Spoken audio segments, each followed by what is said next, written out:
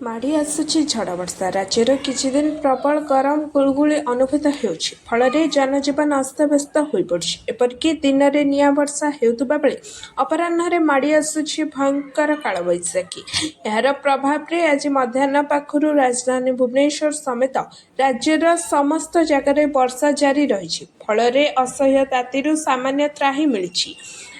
ଭୁବନେଶ୍ୱରର ପ୍ରତ୍ୟେକ ଜାଗାରେ ଘଡ଼ଘଡ଼ି ବର୍ଷା ଜାରି ରହିଥିବା ବେଳେ ଗୋଟିଏ ଗୋଟିଏ ସ୍ଥାନରେ ପବନ ମଧ୍ୟ ହେଉଛି। ଭୁବନେଶ୍ୱର ସ୍ଥିତ ଆଞ୍ଚଳିକ ପାଣିପାଗ କେନ୍ଦ୍ର ସୂଚନା ଅନୁଯାୟୀ ଶନିବାର ଦିନଠାରୁ ରାଜ୍ୟର ଅଧିକାଂଶ ସ୍ଥାନରେ ତାପମାତ୍ରା ହ୍ରାସ ପାଇଛି। ଆଜି ଅର୍ଥାତ୍ ରବିବାର 3 ଜିଲ୍ଲା ଅର୍ଥାତ୍ ଭଦ୍ରକ, ବାଲେଶ୍ୱର ଏବଂ ମୟୂରଭଞ୍ଜକୁ ଅରେଞ୍ଜ ୱାର୍ଣ୍ଣିଂ ଜାରି କରାଯାଇଛି।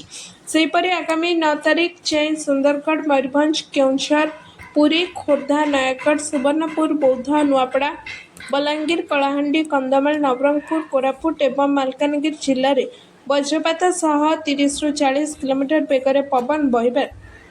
ଏଣୁ ଏହି ସମସ୍ତ ଜିଲ୍ଲା ପାଇଁ ଆଞ୍ଚଳିକ ପାଣିପାଗ ବିଜ୍ଞାନ କେନ୍ଦ୍ର ପକ୍ଷରୁ ୟେଲୋ ୱାର୍ଣ୍ଣିଂ ଜାରି କରାଯାଇଛି। ରାଜ୍ୟର ବିଭିନ୍ନ ସ୍ଥାନରେ ଘଡ଼ଘଡ଼ି ଏବଂ ବିଜୁଳି ସହ ବର୍ଷା ହେବା ଫଳରେ ରାଜ୍ୟର ତାପମାତ୍ରା କମିଛି। Bureau report, round Odisha live.